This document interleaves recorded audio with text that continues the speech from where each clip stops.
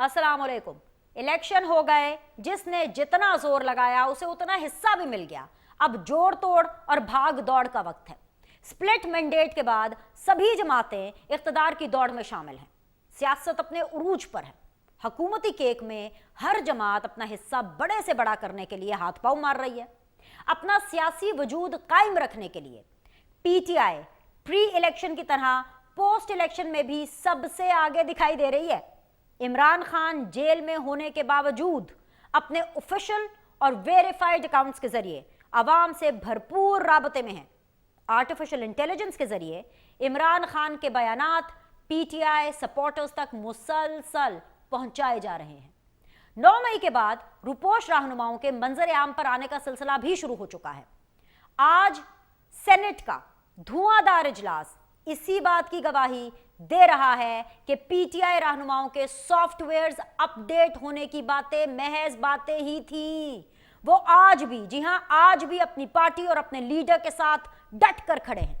इमरान खान के नाम पर मुंतखब होने वाले आजाद उम्मीदवारों की बड़ी तादाद अभी तक अपने लीडर के ताबे नजर आ रही है। सिर्फ एक हुक्म पर, जी हां, एक हुक्म पर तमाम आजाद अरकान सुन्नी इत्तेहाद काउंसिल में जम हो गए। जी हां, तहरीक इंसाफ के अरकान अब सुन्नी इत्तेहाद काउंसिल के नाम से लिखे और पुकारे जाएंगे। बिलावल भुट्टो भी अपनी इंतखाबी मुहिम की तरह अभी तक अवामी राबते में हैं।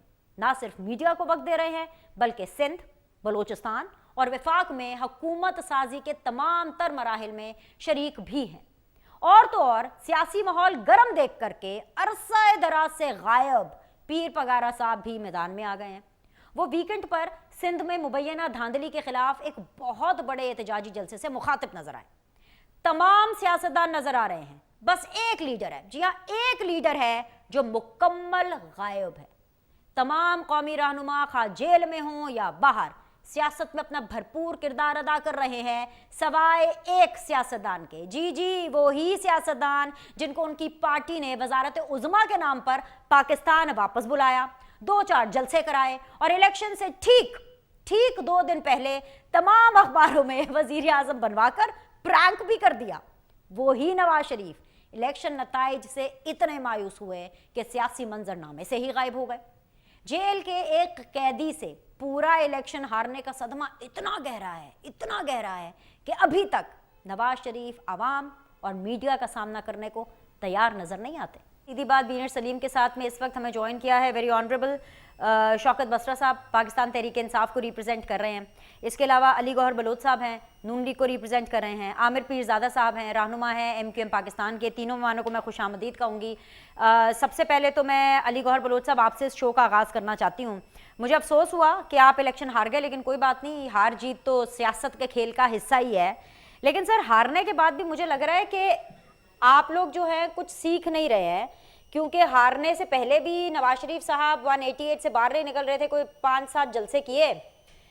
प्रेस कॉन्फ्रेंस करना तो मुझे लग रहा है कोई गुनाह समझ रहे हैं, मीडिया से बात करना भी गुनाह समझ रहे हैं। आप लोगों का भी कुछ यही हाल है। मैं सिर्फ ये जानना चाहती हूँ कि नवाज शरीफ साहब गायब किधर है? आप तो आज बड़ी मुश्किलों से मेरे हाथ लग गए हैं, मियाँ साहब किधर गायब है? बिस्मिल्लाहिर्रहमानिर्रहीम। देखिए बीनेश, एक तो ये बात है कि इलेक्शन में हार जीत और जाहिर है ये एक इलेक्शन प्रोसेस का हिस्सा है और अल्हम्दुलिल्लाह मेरे हल्का के लोगों ने, मैं समझता हूँ कि बड़े अच्छे वोट दिए। बहरहाल पीटीआई को भी वोट मिले, इससे इनकार नहीं है। 2300 का फर्क था मेरा और पूरे डिवीजन में मेरा ख्याल है मेरी सबसे कम लीड थी मेरे इलेक्शन में। तो जाहिर है PMLN को लोगों ने वोट दिया। जहां तक हमारी लीडरशिप है, वो पूरे इलेक्शन में नवाज शरीफ साहब ने जलसे भी किए, उनको पजीराई भी मिली, मरियम साहिबा ने भी जलसे किए, शहबाज शरीफ साहब ने भी जलसे किए। ये कहना कि हम अवाम में नहीं निकले, ये इस बात की तो मैं आपकी बात मानने के लिए तैयार नहीं। और अभी जो जाहिर है, आपको पता है कि पंजाब में तो लग रहा है कि नून लीग को अक्सरियत हासिल हो चुकी है और इंशाल्लाह नून लीग हुकूमत बनाएगी। लेकिन मरकज की हद तक जो है वो तमाम पॉलिटिकल, जो बड़ी पॉलिटिकल पार्टीज हैं, पीपल्स पार्टी है, नून लीग है या दीगर जो हुकूमत में शामिल होंगी हुकूमत बनाने के लिए, उनके आपस में आपको पता है कि कमेटीज बनी है, मुज़ाकरात चल रहे हैं। जाहिर है हर पार्टी चाहती है कि उसको ज्यादा शेयर मिले या वो अपनी ज्यादा बात जो है वो तस्लीम करवाए। ठीक। तो मेरा ख्याल है कि आज कल तक ये पिक्चर क्लियर हो जाएगी और उसके बाद लग यही रहा है कि मरकज में भी पीपल्स पार्टी, नून लीग और दीगर इत्तेहादी जमातें जो है वो मिलकर हुकूमत बनाएंगी। बहरहाल इन एनी केस फैसला जो है वो लीडरशिप्स ने करना है और जाहिर है वो करेंगे। लेकिन इधर हमारा एक अलमिया है, वो मैं आपके प्रोग्राम की वसातों से जरूर जिक्र करूंगा जी। कि अगर धांधली हो, ईवीएम की मशीनों के जरिए वोट चलाने की प्लानिंग की जाए तो वो दुरुस्त है। अगर डस्का में धुंध आ जाए तो वो ठीक है। अगर अगर जिस तरह से मैंने भी अपने इलेक्शन कमीशन में रिकाउंटिंग के लिए अप्लाई किया हुआ है, पीटीआई कीड़ा मौजूद था, उन्होंने वॉलंटरली भी धांधलियां की हैं इधर स्टाफ ने और लोगों ने मिलकर, तो मैं समझता हूं कि वो चीजें भी मंजरे आम पर आएंगी। लेकिन ये जो प्रोपोगंडा किया जा रहा है, एक दफा उसे फिर से मुल्क में इंतजार फैलाने की बातें हो रही हैं सोशल मीडिया अकाउंट से, अगर आप गौर करें तो बेनिश एक दफा फिर से 9 मई जैसे वाकयात जो कि मतलब है कि पाकिस्तान से बाहर से हैंडल हो रहे हैं अकाउंट, तो उनके ऊपर अगर आप गौर करें तो बलोच 2-4 साहब, दिन से फिर बलोच उसी साहब, किस्म की मैं बातें क्या शुरू हो गौर चुकी हैं। करूंगी, मुझे तो आपका जो है वो स्काइप नहीं चल रहा, आपके पास फोन के सिग्नल बड़ी मुश्किलों से आ रहे हैं जिस एरिया में आप मौजूद हैं।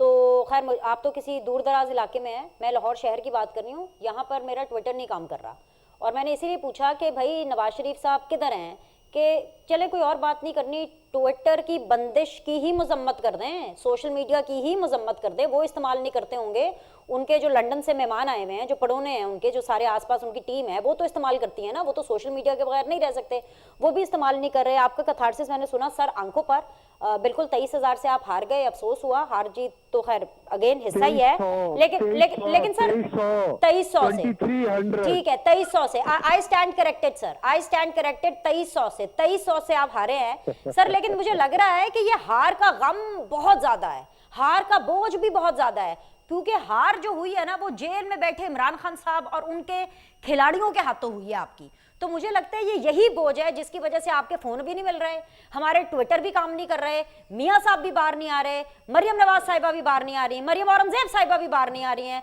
सोशल मीडिया टीम भी बाहर नहीं आ रही है, तो अब हम क्या करें? नहीं देखिए, असल में बीमिश आपका मसला ये है कि आपको आदत पड़ गई है बड़े बड़े लीडरों के साथ प्रोग्राम्स और शोज करने की। अगर हम हमारे जैसा को कारकुन आ जाए तो फिर उस पर आग लगाती है। हम तो पहले भी फील्ड में थे, फील्ड के लोग हैं, आज भी फील्ड में, टीवी पर भी बैठे होते हैं, पब्लिक में भी बैठे होते हैं, हम तो कारकुन हैं और हम बिल्कुल मैदान में खड़े और अल्हम्दुलिल्लाह डट के खड़े और अपनी पार्टी के साथ खड़े। बड़ी हाँ, अच्छी बात ट्विटर की या कोई आपने। चीज, ट्विटर या कोई चीज नहीं चल रही तो वो मेरा नहीं ख्याल कि नवाज शरीफ साहब कोई ट्विटर की वो मतलब है कि उनके पास कोई ऐसा होता है कि ट्विटर ऑन ऑफ उन्होंने करना है। वो जो कंसर्न अथॉरिटी है आप उनको उनसे सवाल करना चाहिए। और ज्यादातर बसरा साहब की पार्टी भी ट्विटर वगैरह बड़ी इंटरेस्ट, इनसे भी पूछ ले, हो सकता है इन्होंने कुछ अभी ठीक है, जवाब ओ भी है ना, तो बाद में कोई बात नहीं, देखिएगा देखिएगा अभी जवाब नहीं। कैसे। नहीं अली भाई, फोन नहीं बंद करके जाना, साथ रहना है और आपने जवाब सुनना है, और जो अच्छी चीजें हैं ना उनको अडॉप्ट करें, जो बुरी चीजें हैं उनको तब्दील करें। जिंदगी की यही रीत है, हार के बाद जीत है, इंप्रूव करना होता है, तो थोड़ा अपने अंदर ना एटीट्यूड लेकर के आए इंप्रूव करने का। मैं आपकी पार्टी के हवाले से बात कर रही हूँ, आप तो वाकई कारकुन हैं और मुझे लगता है कि कारकुनों ने अपनी लीडरशिप की पॉलिसीज के हवाले से बहुत ज्यादा भुगता है इन इंतखाबात में, और वो इस बात को जितनी जल्दी नून लीग के लोग समझ जाएंगे, आइडेंटिफाई कर लेंगे, आपके लिए अच्छा है। वरना सर हम तो बैठे हैं सवाल करने के लिए, मेरे साथ रहिएगा। बसरा साहब, आपको अजीब नहीं लग रहा है कि सोशल मीडिया, ट्विटर बंद है, आप लोगों का गुजारा कैसे हो रहा है? कितनी कितनी वीपीएन आपने लगाई हुई है, कितनी कितनी जुगाड़े आपने सेट की हुई है, ये क्यों बंद है, किस वजह से बंद है, कुछ पता है? हमें तो नहीं पता। मेरी बात यह है कि ये जो कुछ इन्होंने खिलवाड़ पाकिस्तान के साथ, पहले 4-4 बारियां इन्होंने ली हुई हैं, 3-3 बारियां ली हुई हैं, और जो फिर ये 15-16 महीने ये जो पीडीएम चोरों का टोला इकट्ठा मिला था, और उन्होंने जो कुछ पाकिस्तान का बेड़ा गर्क किया, अभी फिर ये पीडीएम टोला 2 बन रहा है। और अभी भी हालत तो ये है कि पाकिस्तान का, बलोच साहब मेरे भाई हैं, यानी कि ये आप पाकिस्तान के साथ क्या दुश्मनी क्या ले रहे हैं? जो लोग भी ये कर रहे हैं, जो इदारों में बैठे हुए हैं या जो सियासतदान हैं, आप अंदाजा करें 17 सीटें इनकी, 20 को सीटें लगा लें 25 की पीपल्स पार्टी की, क्या आप 50-60 सीटों से आप हुकूमत बनाने जा रहे हैं? आप क्या पाकिस्तान के अंदर आप तमाशा लगा रहे हैं? और आप पाकिस्तान की आवाम बसरा उनको साहब कीड़े मकोड़े थोड़ा समझा हुआ थोड़ा है। सा थोड़ा सा नंबर ऊपर नीचे हो गया, बात मुकम्मल कर लीजिएगा, मैं फैक्ट नई चेक दे नंबर दूं। नई नंबर ऊपर सर नीचे, मेरी बात 79 सुन ले, सीट्स हैं नेशनल असेंबली में इनकी, 54 है पाकिस्तान पीपल्स पार्टी की। जी मेरी सर। बात सुन ले। 17 से 18 सीटें इनकी हैं। इनको कहें कि हमारे, ये शौकत मिश्रा आपके सामने बैठा है, मेरे पास 345 फॉर्म जो है अपने हल्के के, मेरा, मैं अपना केस पहले आपको बता देता हूँ। NA 163 मेरा हल्का है। मैंने 38,800 वोटों से मैं जीता हुआ हूँ। मैं इलेक्शन कमीशन में आया हूँ, वहां कुरान पाक पे हलफ दे के मैंने बात की है। मैं हाई कोर्ट में गया हूँ। क्या करें, किनके पास जाएं? यानी कि ये इदारे, ये पार्टियां सब आपस में मिले हुए हैं, और मिल किस बात के लिए रहे हैं? पाकिस्तान की आवाम के खिलाफ, पाकिस्तान के खिलाफ। आज जो कुछ, मैं आप दिनेश आपको बात बताऊं, लोग इस हद तक चले गए हैं कि लोग, जो नफरत पैदा हो रही है जी। रियासत और अवाम के दरमियान, वो उसकी इस वक्त बहुत तेजी के साथ वो आगे बढ़ रही है। KP और बलोचिस्तान वाले आ गए ना सामने, वहां को जुर्रत करके दिखाए। वहां लोग बाहर सड़कों पे आ गए। वहां में भी बलूचिस्तान हमारी 4 सीटें छीनी है, KP में हमारी 3 सीटें छीनी है, पंजाब में, मैं आपको अल्लाह को हाजिर नाजिर जान के कह रहा हूँ, आपके सामने बैठा हूँ, शौकत मिश्रा NA 163 बाबर लगर 38-40 हजार वोटों से जीता हुआ हूँ, मुझे हरा दिया है। तीसरे नंबर वाला मोहम्मद एजाजुल हक। और यहाँ पे तो नून लीग के साथ में भी डाका हुआ, चुके यहाँ पर मोहम्मद एजाजुल हक, आपको पता है जिया की बाकियात हैं, आमर डिक्टेटर जनरल जियाउल हक का बेटा है। वो ओपनली कहता है मुझे एस्टेब्लिशमेंट ने जितवाया है, शौकत मिश्रा कर लो जो करना है। और नून लीग वाला 72,000 वोटों से नूरुल हसन तनवीर दूसरे नंबर पर है। शौकत मिश्रा जो 97,000 वोट में बैठा है। एजाजुल हक जो आमर डिक्टेटर जियाउल हक का बेटा है, वो ये कहता है कि मुझे एस्टेब्लिशमेंट ने जितवाया है। मैं ये बार बार कह रहा हूं कि मेरे साथ चीफ इलेक्शन कमिश्नर बैठ जाएं, मुझे चीफ जस्टिस काजी फाइज साहब बुला लें, जो मर्जी बुला लें, मैं उनके सामने अपने, किसी और को छोड़ दे। शौकत मिश्रा, देखिए ये मैंडेट शौकत मिश्रा की जात का मामला नहीं है दिनेश, ये 10 लाख लोगों का हल्का है मेरा, तहसील औरंगाबाद, तहसील फुटाबाद। ये क्या लोग कीड़े मकोड़े हैं? अब लोगों को क्या समझ रहे हैं कि वो, उनकी कोई हैसियत नहीं है, आप उनके मुंह पे थप्पड़ मार रहे हैं। किस तरह बगावत पैदा चलिए ना, होती है तो लोगों के अंदर। शौकत भाई मैंने आपका कथारसिस सुन लिया ना, लेकिन ये आर्मी चीफ का और चीफ जस्टिस का काम नहीं, ट्राइब्यूनल का काम है, वहां जाइए। मैंने आपको आवाज उठाने से नहीं रोका, लेकिन पहले मेरी मेरी जरा जाती कंफ्यूजन दूर करें। मैंने आपको अभी, आपका नाम भी नीचे चल रहा है, शौकत बसरा रहनुमा तहरीक इंसाफ लिखना है कि सुन्नी इत्तेहाद काउंसिल लिखना है? मैं जरा ना शुरू में शो के आगाज में भी आपका इंट्रोडक्शन देने में थोड़ी सी जरा ये भी कितना अटपटा गई जुल्म हुआ थी। है, जी सर। ये भी कितना जुल्म हुआ है कि आपने हर तरह का जबर, हर तरह का जुल्म, पार्टी तोड़ ली, लोगों को पार्टी छुड़वा ली, घरों पे हमले कर लिए, कारोबार बंद कर लिए, माए बहनों बेटियों तक बातें चली गई। इसके बावजूद चीफ जस्टिस काजी फाइजा साहब ने क्या किया? आखिरी दिन हमारा बल्ले का निशान छीन लिया। उसके बाद कोई गाजर, कोई मूली, इनका यही प्लान था ना, जो अभी आपने सवाल किया है। पहली बात तो यह है कि जी लोग निसाट हो जाएंगे, उस दिन फोन बंद कर दिया, इंटरनेट बंद कर दिया। मेरा हल्का, गांव का हल्का 57.28 टर्न ओवर है। अच्छा, इसके बाद आज हमें अब ताना दे रही है कि आपको सुन्नी इत्तेहाद कहें, अरे आप नहीं सर, MWM अरे कहें। नहीं सर, अरे सुन तो नहीं ले, सर, सर मैं मेरी पूछ रही बात तो हूँ सुन ले, सर, मैं मुझे ताना बात नहीं तो दे सुन रही ले। हूँ जी सर, मैं पूछ नहीं रही नहीं, हूँ। आप नहीं नहीं नहीं नहीं नहीं नहीं नहीं नहीं, ये ताना आपका ठीक बनता है। मान, आप पाकिस्तान को दीवार के साथ लगाएं। पाकिस्तान जो आप, इमरान खान जो 80-90% है जो पाकिस्तान है, आप उसको दीवार के साथ लगाएं। आज हम क्या करें? हम अंदाजा करें, पाकिस्तान की सबसे बड़ी पार्टी आज भी, पार्टी तोड़ने के बावजूद, आपका फिक्र मान लेता हूं, 92 सीटें हैं। और हम क्या कर रहे हैं? अपने रिजर्व सीटों के लिए कभी सुन्नी इत्तेहाद की तरफ जा रहे हैं, कभी MWM की तरफ जा रहे हैं, कभी जमात इस्लामी की तरफ जा रहे हैं। हाँ, हमारी मजबूरी है जाना, उनकी मेहरबानी है उन पार्टियों की। मैं उनकी क्यादत को सलाम पेश करता हूँ कि वो हमारे साथ खड़े हैं। ठीक है। इंशाल्लाह हमारा 3 मार्च को दोबारा इंटर पार्टी इलेक्शन, जो इन पार्टियों ने कभी नहीं करवाए। तो मैं समझता हूँ इसका क्रेडिट भी जो आप बात करिए, वो चीफ जस्टिस काजी फाइजा साहब को जाता है, ठीक है जी। जो उन्होंने पाकिस्तान की सबसे बड़ी पार्टी के साथ किया है। ठीक है, जरा MQM की तरफ चलते हैं। आमिर भाई, ऐसा क्या खाना बन रहा है, ऐसी क्या खिचड़ी बन रही है, ऐसी कौन सी बिरयानी बन रही है, कौन सी ऐसी देग आपने ऊपर आग के रख दी है जो कि पकने का नाम नहीं ले रही है? बिलावल आके हमें ये बता रहे हैं कि जी वो बिल्कुल हुकूमत बनाएंगे, हुकूमत बनाने में हेल्प करेंगे, लेकिन अपने शराइत पर वोट देंगे। तो लग ये रहा है उनके इस बयान से कि उनकी शराइत तो नहीं मानी जा रही हैं। क्या MQM पाकिस्तान की शराइत मानी जा रही हैं? और आप भी जाहिर सी बात है हुकूमत के अंदर इत्तेहादी हैं, गोट फंसी कहाँ हुई है, मामला कहाँ फंसा हुआ है, क्या ऐसा लेन देन का सिलसिला चल रहा है जो बात बन नहीं पा रही है? देखें, हमारी तरफ से तो आज से तकरीबन 4 महीने पहले ही हमने ये बात बिल्कुल वाज़ेह कर दी थी तमाम जमातों के लिए कि जो हमने 3 आईनी तरामीम पेश की हैं, अगर ये हमें सपोर्ट करेंगे, हम अभी सपोर्ट जो भी पार्टी करेगी हम उसके साथ जाएंगे। अभी भी मुस्लिम लीग नून के साथ जो हमारी जो कमेटी बैठी है, जो बातचीत चल रही है, उसकी बुनियादी जो बातचीत यही है कि ये जो 3 आईनी तरामीम है इसके हवाले से हम बातचीत कर रहे हैं। कराची में जो कोटा सिस्टम का निफाज है इसके हवाले से बातचीत कर रहे हैं, ठीक है। और हम ये चाहते हैं कि जो डोमिसाइल बन रहे हैं सिंध के अंदर बिलखुसूस, तो उसको नादरा के ज़रिए बनाई जाए।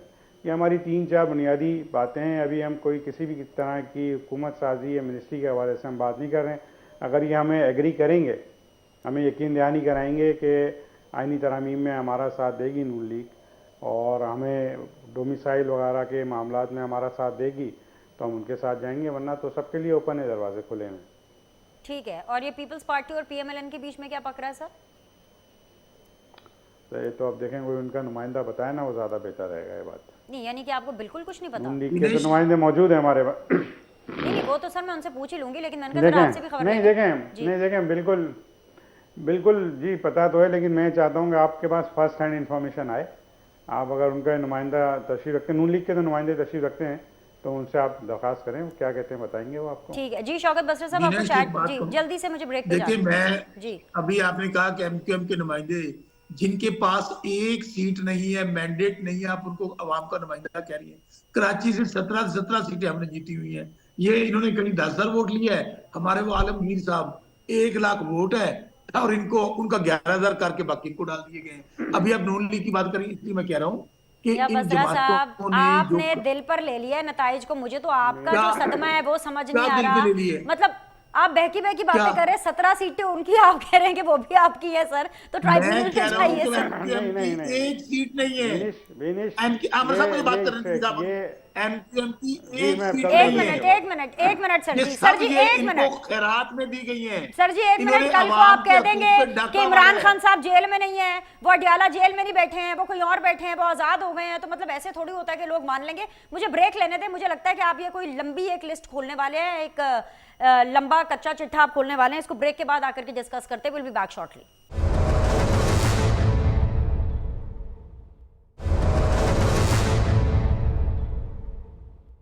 वेलकम बैक जी। अली गौहर बलोच साहब, एक तरफ तो इमरान खान साहब से, जेल में बैठे इमरान खान साहब से हारने का सदमा है, दूसरी तरफ वो जो आपके साबिका इत्तेहादी हैं और अभी बनने वाले जो इत्तेहादी हैं, वो भी आप ही को मूर्दे इल्ज़ाम ठहरा रहे हैं कि जो भी डिले आ रहा है इस प्रोसेस में हुकूमत साजी के, उस डिले की जो जिम्मेदार है, उस ताखीर की जिम्मेदारी पूरी की पूरी नून लीग पर है। सर, बिलावल ने शहबाज शरीफ साहब को वजीर आजम बनाने के बदले में ऐसा क्या मांग लिया है कि वो बात कुछ जम ही नहीं रही है? आपको पता है आज क्या तारीख हो गई है? 11 दिन हो गए इलेक्शन को हुए हुए सर।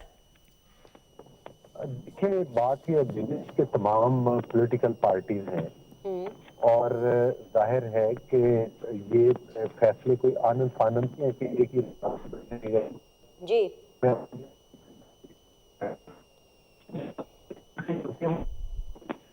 अच्छा, कुछ डिस्टॉर्शन है इनकी आवाज में, इसको जरा सेटअप कर लेते हैं। जी जी बसरा साहब, अपनी बात मुकम्मल कर लें। देखें, ये आप इनसे पूछ रही है ना, कुछ रिलेटेबल बात करें सर। जी सर। हाँ, ये आप कह रही है ना हुकूमत बना रहे हैं, वो अन्ना वनडे रेवड़ियां मोड़ अपना, ये तीनों पार्टियों के पल्ले है क्या? ये पता क्या कर रही हैं? तेरा अब्बा सदर, तेरा अब्बा वजीर आजम, तेरी बेटी वजीर आला, तेरा बेटा वफाकी वजीर। ये एमक्यूएम जिनके पास एक सीट नहीं है, मैंडेट नहीं है कराची का इनके पास, ना हैदराबाद का, ये कह रहे हैं हमें 3 वजारतें दे दो। वो कहते हैं जी हमें गवर्नर दे दो, वो कहते हैं बलूचिस्तान दे दो, पंजाब दे दो। मुझे लगता है शायद एमक्यूएम की बात नहीं सुनी। वो कह रहे हैं अभी हम वजारतों के ऊपर बात नहीं कर रहे हैं। अच्छा, मेरी बात तो सुन लें, मेरी बात तो ये, वो जिस तरह वो डाकू जब डाका मारते हैं ना, और मैं एक बात बताऊं, मेरा इलाका है अपना साउथ पंजाब, रहीम यार खबर, कच्चे के डाकू होते हैं। जब वो लूटते हैं ना, तो वो शर्म के मारे, इनमें इतनी गैरत होती है कि वो जंगल में वापस चले जाते हैं और शक्ल नहीं दिखाते। ये देखें जो पक्के के डाकू हैं, जिन्होंने अवाम के मैंडेट पर दिन दिहाड़े डाका मारा है, इनको कोई शर्म भी नहीं आ रही, कोई शर्मिंदगी भी नहीं हो रही। कोई यार, आपको जब अवाम ने मैंडेट नहीं दिया, आपको वोट नहीं मिले, तो आप किस मुंह से कह रहे हो कि मैनू बलूचिस्तान दे दे, मैनू गवर्नर दे दे, मैनू वजीर आला दे दे? तो सर ये मालिक हुकूमत आप लोग अपनी स्ट्रेंथ शो करके आप लोग हुकूमत बना लें, कोई रोक है इस बारे में? हाँ। आप तो डायरेक्टली जो है बददुआओं पर आ गए, आप अपनी स्ट्रेंथ तो शो करें। अभी मुझे बताएं कितने लोगों ने हेल्प ले करके और साइन करके अभी सुन्नी इत्तेहाद काउंसिल में शमूलियत इख्तियार की? 92 लोगों ने, पूरे ने तो नहीं इख्तियार की ना। आप इस बारे में तो बात करें। इस बारे में मैं आपसे सवाल कर रही हूं, आप उसको ताना ले लेते हैं। सर मुझे अंडरस्टैंड तो कराएं ना सिचुएशन। जी सर। एक बात कह दूं, हमारा मैंडेट वापस करें। 180 सीटें हैं, नंबर 1। आप कह रही हैं कि आप हुकूमत बना लें। मुझे चीफ इलेक्शन कमिश्नर ने स्टे दिया, अगली 13 तारीख को स्टे दिया, 14 को नोटिफिकेशन कर दिया जालसाज फ्रॉडिये का, उसके पास नोटिफिकेशन दे दिया। मुझे बताएं किसके पास जाए? आज हमने चीफ कमिश्नर को कहते हैं यार बस कर दो यार, आपने बेड़ा गर्क कर दिया मुल्क का, इस्तीफा दे दो। क्या क्या चाहते हो इस मुल्क के साथ? मैं फिर कह रहा हूँ। अच्छा बसरा साहब मेरे साथ रहिए, मेरे साथ रहिए। अली गौहर बलोच साहब, आपने मेरा सवाल सुना था? जी जी मैम, प्लीज जवाब दे दीजिए सर। क्या पकड़ा है भाई, क्या मसला है? देखिए, बात यह है कि मुशावरत का अमल किसी भी जब अलाइंस बनता है, जिस तरह से क्योंकि सिर्फ मुस्लिम लीग नून या पीपल पार्टी भी नहीं है, एमक्यूएम शामिल है, दीगर भी पॉलिटिकल पार्टीज और कुछ लोग शामिल होंगे, तो जाहिर है उस पर टाइम लगेगा और एक मुशावरत करनी चाहिए और उसके बाद जाहिर है हुकूमत आ रही है। अभी तक तो कोई फाइनली ये भी नहीं बयान आया कि ये वाकई हुकूमत बना रही है पार्टी की तरह। सबसे पहले तो ये है कि अगर बनाएंगी तो मुशावरत के साथ बनाएंगी और आपस में मामला को तय करके। दूसरी गुजारिश ये है कि बसरा साहब मेरे भाई हैं और मुझे इंतहाई अफसोस हुआ है कि ये अपनी पुरानी डगर से बाग नहीं आए। इन्होंने आते वो ही पुरानी बीम के 2018 वाली धांधली थी, ये वाली जो बकौल इनके जो ये धांधली हुई है, ये हराम धांधली है, वो हलाल धांधली है। हालांकि धांधली हम तो नहीं समझते। मुझे ये बताएं कि 2300 इधर भी तो करिश्मा था ना पीटीआई का, तो 2300 का फर्क है। मुझे रिकाउंटिंग का भी नहीं दिया गया अभी तक, और मैं भी इलेक्शन कमीशन में गया हुआ। तो ये एक जो ड्रामा रचाया जा रहा है केपीके, मुझे बताएं केपीके में धांधली क्यों नहीं हुई? सीट हार गया उधर, राना सनाउल्लाह हार गया उधर, धांधली के। तो ये धांधली ड्रामा छोड़े। हाँ ये है, मेरे साथ ज्यादती हुई होगी, मैं मुतलका इदारों के पास जाऊं, आपके साथ हुई है, आप किसी इदारे के पास चले जाएं। दूसरा, आपने स्टार्ट इधर से लिया कि फलां चोर और फलां चोर। भाई घड़ियों तक आपकी तलाशी ली गई, घड़ियां चोरी करते हुए आप पकड़े गए हैं, डायमंड की अंगूठियां मांगते हुए आप पकड़े गए हैं। तो कोई घटिया से घटिया भी चोरी है तो वो आपकी लीडरशिप ने की है, तो उस पर अब आप चोरियों पर और इन पर आप बातें करते अच्छे नहीं लगते मेरे भाई। नहीं सर, असल में लेकिन अली भाई एक छोटा सा ट्विस्ट है। घड़ी की चोरी का मामला और तोशा खाना का मामला, जितनी भी आपने अनगिनत बातें गिनवाई हैं, इसके बावजूद आप ये नहीं कह सकते कि आप ये बातें करते हुए अच्छे नहीं लगते। उसकी वजह ये है क्योंकि इनको वोट पड़े हैं, और जिसको वोट पड़ते हैं ना, जो जीत जाता है वो कोई भी बात कर सकता है। ये आप बात समझ जाएं सर।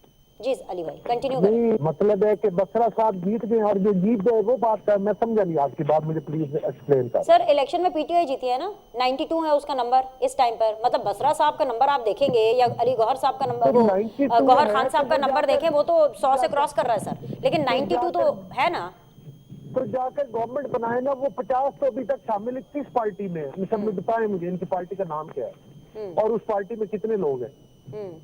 सर ये ज्वाइन कर चुके हैं ना जितने वो लोग हैं। पहले पीटीआई थी, फिर पता नहीं वो कौन सी मुस्लिमीन एक पार्टी, उसमें को पता चला कि वो बन रही है, उसमें जा रहे हैं। अब आकर वो कोई तीसरी पार्टी है, उसमें वो 50 एक चले गए हैं, 50 एक किसी इंतजार में बैठे। कौन सी पार्टी? इन चित्तर बिस्तरों के टोले को आप पार्टी कह रही? अच्छा एक मिनट रुक जाए, मैं अभी इधर ही जवाब ले लेती हूँ। एक लफ्ज का जवाब है, पार्टी बता दे बसरा साहब जो आपने ज्वाइन किया। मुझे जल्दी से ब्रेक पर जाना है। पार्टी मुस्लिम लीग नून, एमक्यूएम पीपल्स पार्टी ने जो पार्टी तोड़ी है, उसके नतीजे में हमें सुन्नी इत्तेहाद काउंसिल मिली है और चीफ जस्टिस साहब ने इनके साथ मिलकर तोड़ी है। मैं आपको बता देता हूँ, हमें जब बल्ले का निशान ही छीन लिया तो हम क्या करते? ठीक है, बताएं कहाँ जाते? अच्छा ये क्लैरिटी हो गई अली गौहर बलोच साहब आपको। ये सुन्नी, ये देखे ना, ये क्लैरिटी के साथ आप बातें करें। तो ये देखे ना, सुन्नी इत्तेहाद की कितनी सीट है? नहीं, आप कह रही थी 92 90। मैं चैलेंज करता हूँ आपकी बात को कि 92 नहीं है। आप रिकॉर्ड अभी बताएं अपने प्रोग्राम में कितनी सुन्नी इत्तेहाद की जो ज्वाइन हो। दूसरी बात ये है कि बसरा साहब आपसे मैं कोई भी, ठीक है बसरा साहब मैं आपसे कोई भी सवाल पूछूं, आपने पहले भी आर्मी चीफ से शुरू किया, चीफ जस्टिस पे आके खत्म किया। दूसरा सवाल भी पूछा, वो भी आपने चीफ जस्टिस ऑफ पाकिस्तान पे डाल दिया। तीसरे सवाल पे भी सर जरा ये चीफ जस्टिस को जरा बाहर रखें, या आर्मी चीफ साहब को भी जरा बाहर रखें। आप अवाम के मैंडेट की बात अगर करते हैं तो गुफ्तगू को ना जरा अवामी रखें। ये बेहतर तरीका है। मैंने आपको पहले बताया आप ट्राइब्यूनल में जाएं, बार बार ट्राइब्यूनल्स की बात करें। मैं आती हूं सर, मुझे ब्रेक लेनी है प्लीज। जरा डिस्कशन को ना अब इससे आगे जरा लेकर के जाते हैं। मुल्की हालात की तरह हमारी डिस्कशन भी ना यहाँ पे स्टक हो गई है। एक ब्रेक लेते हैं, विल बी बैक।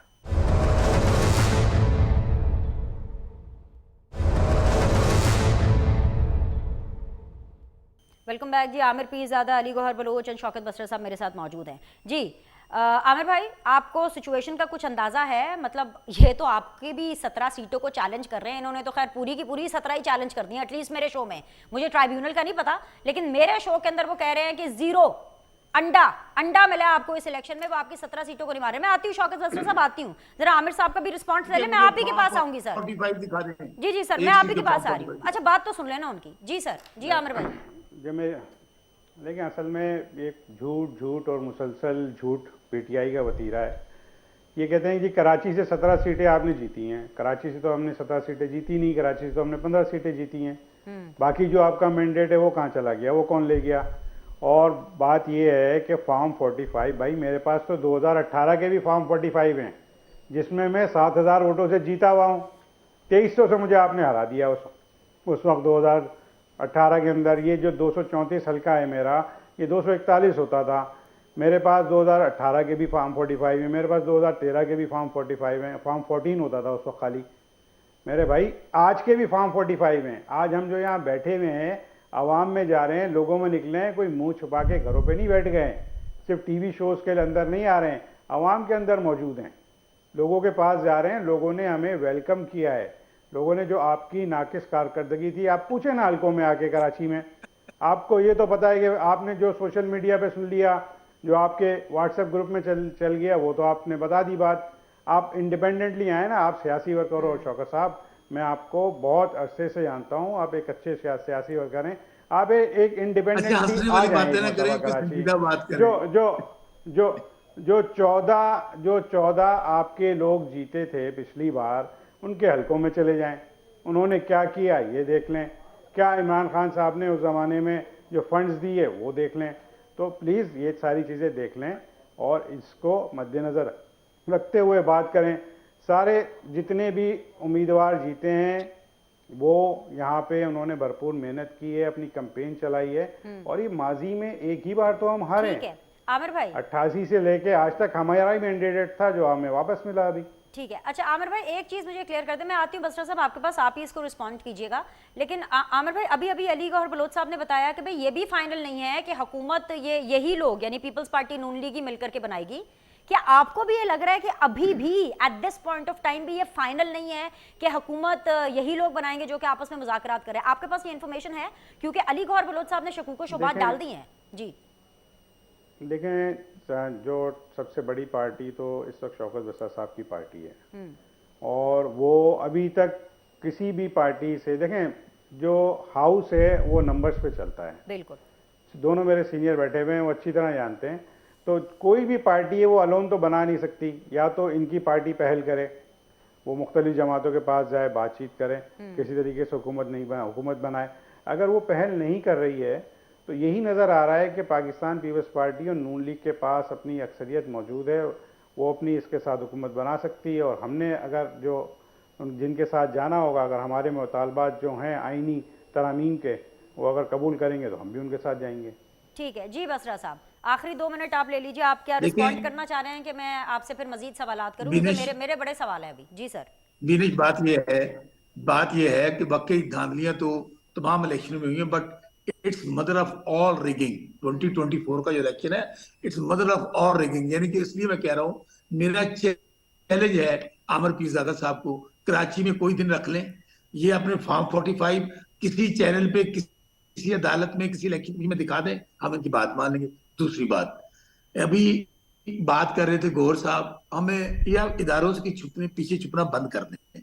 ठीक है, कभी हमें दहशतगर्द भी आपने कह लिया, गद्दार भी कह लिया, चोर भी कह लिया, खान साहब पे 250 FIR भी दे ली, पार्टी भी तोड़ ली, निशान भी ले लिया, बात माओ बहनों बेटी तक ले गए। हुआ क्या?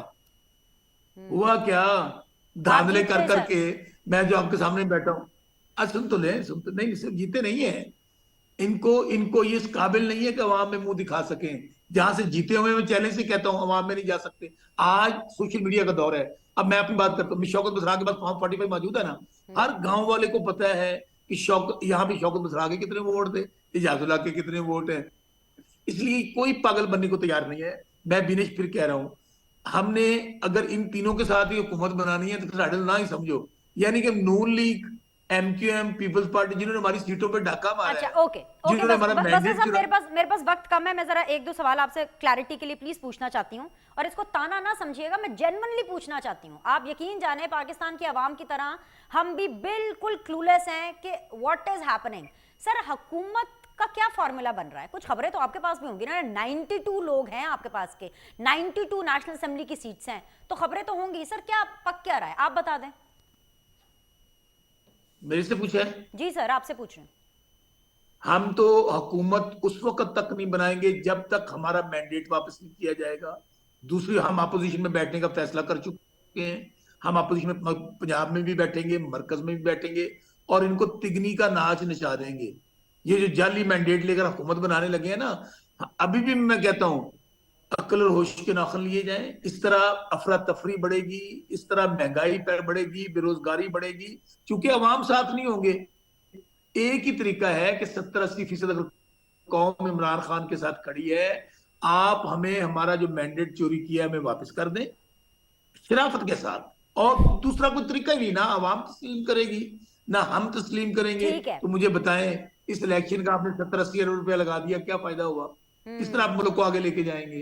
किस तरह आप इदारों को चलाएंगे? किस तरह ठीक है, महंगाई अली कम कर? गौर बलोच पहले साहब। इन्होंने 17-18 महीनों में कहा था। ठीक है, ये आमिर भाई, ये देख रहे हैं चैलेंजेस। हुकूमत 3 पार्टियां बनाए मिलकर के, 5 पार्टियां बनाए मिलकर के। चैलेंज एक तो आईएमएफ का खड़ा है ना, पैसा है कोई नहीं। दूसरा चैलेंज ये सबसे नंबर 1 पे जो पार्टी आई है ना इलेक्शन में, ये उसका चैलेंज है। देखें, पहले तो शौकत भाई ने जो मुझे ज़ाती चैलेंज दिया वो मैं हर फोरम पे कबूल करने के लिए तैयार हूँ। ठीक है। फॉर्म 45 जो भी फोरम होगा, इलेक्शन कमीशन का, इलेक्शन ट्रिब्यूनल का, कोर्ट्स का, हम वहाँ पे प्रोड्यूस करेंगे जो हमारे पास फॉर्म 45 है। इन्होंने अपनी बातों में बहुत अच्छी बात की कि हर गांव में, हर पोलिंग स्टेशन में लोगों को पता होता है कि मेरे यहाँ से मेरा पोलिंग स्टेशन कौन सी पार्टी जीती है। तो ये बिल्कुल वाज़ेह होता है, कोई हमें इसमें प्रोपेगेंडे में आने की या करने की ज़रूरत नहीं होती है। हर आदमी अपने पोलिंग स्टेशन के बाहर खड़ा होता है और जब पोलिंग एजेंट्स निकल रहे होते हैं तो वहाँ वो पढ़ के बता देते हैं कि भाई यहाँ कौन सी पार्टी जीती, कौन सी पार्टी नहीं जीती। तो एक तो ये चैलेंज मुझे कबूल है। दूसरी, जहाँ तक इन्होंने बात करी अफरा तफरी की, इंतशार की, तो भाई ये तो एजेंडा हम देख रहे हैं, गुज़िश्ता 4 साल हो गए देखते हुए। मुल्क में अफरा तफरी और इंतशार के अलावा पीटीआई ने दिया क्या है? कोई ये बात तो बताएं एक अपना कोई प्रोजेक्ट्स बताते हैं ना 4 सालों का। सिर्फ अफरा तफरी है, इंतशार है, झूठ है, सोशल मीडिया पे। अभी मैं, आप यकीन कीजिएगा, अभी प्रोग्राम जब आपका ये टेलीकास्ट होगा ना, आधे घंटे के बाद इतनी गालियां लोग बक रहे होंगे मुझे। ये दिया है इन्होंने, तो यही करेंगे, यही कर सकते हैं और यही करेंगे। तो करें, हम भी इनका मुकाबला करने के लिए तैयार हैं। मुझे एक ब्रेक लेने की इजाज़त दीजिए। अली गौहर साहब से बिल्कुल हम क्लोजिंग कमेंट ज़रूर लेंगे। एक छोटा सा ब्रेक, विल बी बैक।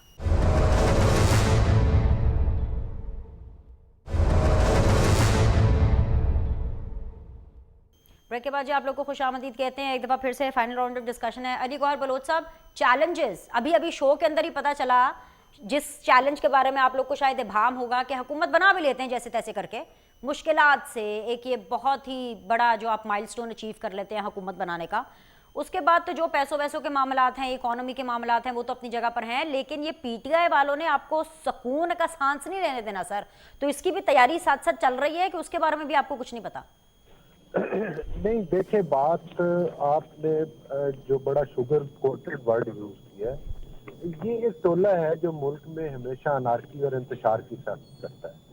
और 9 मई के वाकयात आप देख लें उठाकर, उससे पहले लॉकडाउन देख लें, जला दो, गिरा दो, तोड़ दो, ये कर दो, यही सियासत चली नहीं जिसने पाकिस्तान की मईशत को तबाह किया, जिसने पाकिस्तान की 4 साल जो हुकूमत थी, जिसने मुआशी तौर पर पाकिस्तान के वो घुटने टेक के रख दी पाकिस्तान की मईशत के। और ये कहते हैं कि वरना हम पाकिस्तान को तोड़ेंगे, जलाए गिराएंगे, के शहीदों के मुजस्समों को तोड़ेंगे, जिस रेडियो स्टेशन पे पाकिस्तान के बनने की खबर नशर हुई उसको आग लगाएंगे, वरना बाई हुक और क्रुक हमें पाकिस्तान के इक़्तिदार पर मुसल्लत होने दो। ये इनका लुब्बे लुबाब है। इनकी इश्तिहाल अंगेजियों को अब नकेल डालने का टाइम है। ऐसे अनासर का जो पाकिस्तान में इंतशार चाहते हैं, जो पाकिस्तान के अमन को तबाह करना चाहते हैं, जो पाकिस्तान की मईशत के दर पे हुए हैं, ऐसे अनासर के सर कुचलना होंगे सबको मिलके। चैलेंजेस जरूर दरपेश है और चैलेंजेस भी इनकी करप्शन, इनकी इश्तिहाल अंगेजियों, इनकी तबाहकारियों की वजह से हुए हैं पाकिस्तान को। पाकिस्तान के ये मसाइल नहीं थे, पाकिस्तान इन मसाइल को हल कर चुका था, काफी हद तक ये मामलात थम चुके थे, पाकिस्तान बेहतरी की तरफ जा चुका था। ये तो एक तरक्की करते हुए पाकिस्तान के ऊपर ये एक तजर्बा करके मुसल्लत किया गया और आज पूरा मुल्क उस चीज को भुगत रहा है। जाहिर है अब उस फितने को खत्म होने पे कुछ वक्त लगेगा और उन चीजों को जाहिर है कि जिसने कौम को भी उकसाया, कौम के नौजवान हाथ जो है वो शरफा के गिरेबानों तक इसने पहुंचाए, इसने कौम को तकसीम किया। इन तमाम चीज़ों को अब बेहतरी की तरह अब भी सहूलतकारियाँ हैं, मुख्तलिफ तरीकों से सहूलतकारियाँ और हो रही हैं। गुड टू सी यू अब भी कहा जाता है, अब भी मर्सिडीजों में अदालतों में बिठा के पेश किया जाता है। इस तरह की अब भी सहूलतकारियाँ हैं, कहीं ना कहीं नजर आती हैं। लेकिन बहरहाल हुकूमत बनाना जो है वो कांटों की सेज के ऊपर बैठने से मुतरादिफ है। जाहिर है चैलेंजेस बड़े हैं, जो पार्टी की इक़्तिदार लेगी उसके लिए बड़े चैलेंजेस हैं और अगर ऐसे हालात में PMLN भी पीछे हटती है तो फिर जाहिर है कि किसी ने तो कदम बढ़ाना है इन तमाम मामलात को। हमने बिल्कुल आपने ठीक कहा। तो वो कदम सर नवाज शरीफ साहब क्यों नहीं बढ़ा रहे हैं? लंदन से आए थे, पाकिस्तान को संभालने के लिए आए थे ना। वो तो कहते हैं कि मैं तो मुझे कोई शौक नहीं है कि मैं वजीर आजम बनूं, मुझे तो कोई शौक नहीं है कि जी मेरी हुकूमत हो, मैं पाकिस्तान के लिए आया हूँ। आके उन्होंने स्पीच भी यही दी थी कि मैंने किसी से कोई इंतकाम नहीं लेना, मैंने नफरत की सियासत को खत्म करना है। तो ये जो मुश्किल, अगर इतना वक्त है, जिस मुश्किलात की आइडेंटिफिकेशन आप कर रहे हैं मेरे शो में बैठ के, तो नवाज शरीफ आकर के वजीर आजम बने और संभाले मुल्क को। नहीं देखिए, बात ये है कि बिल्कुल आपने यही ठीक कहा है और PMLN का हर वर्कर कारकुन और पाकिस्तान की आवाम की भी उम्मीदों का जो महवर है वो नवाज शरीफ साहब ही है। लेकिन जाहिर है कि नवाज शरीफ साहब जो है उन्होंने ज़ाती तौर पे फैसला किया है, शहबाज शरीफ साहब का भी यही फैसला था, PMLN का भी यही फैसला है जो आप बात कर रही हैं। लेकिन नवाज शरीफ साहब चाहते हैं कि वो अपनी रहनुमाई का किरदार भरपूर अदा करेंगे। सर अगर जाती फैसले करने थे, माइंड ना कीजिएगा, हम भी बड़ी इज्जत करते हैं, खित्ते के सबसे सीनियर तरीन लीडर हैं, तो फिर अगर जाती फैसले करने थे तो फिर पाकिस्तान आकर के अवाम को, अपने वोटर को, अपने सपोर्टर को इस ट्रक की बत्ती के पीछे नहीं लगाना था कि मैं आ गया हूँ मसीहा बन करके। और दूसरी बात ये कि सर मैं समझती हूँ कि इट्स हाई टाइम कि जो सीनियर सियासतदान है ना, उनमें ये मॉरल ग्राउंड होनी चाहिए कि वो आकर के बोलें कि भाई ठीक है, हम 2 नंबर पे हैं, हम 3रे नंबर पे हैं, हम 4थे नंबर पे हैं, लेकिन ठीक है हम पार्लियामान में फिर भी बैठेंगे। बहुत बहुत शुक्रिया जी, प्रोग्राम का वक्त खत्म हो गया, आपके फीडबैक का इंतजार रहेगा, कल मुलाकात करते हैं।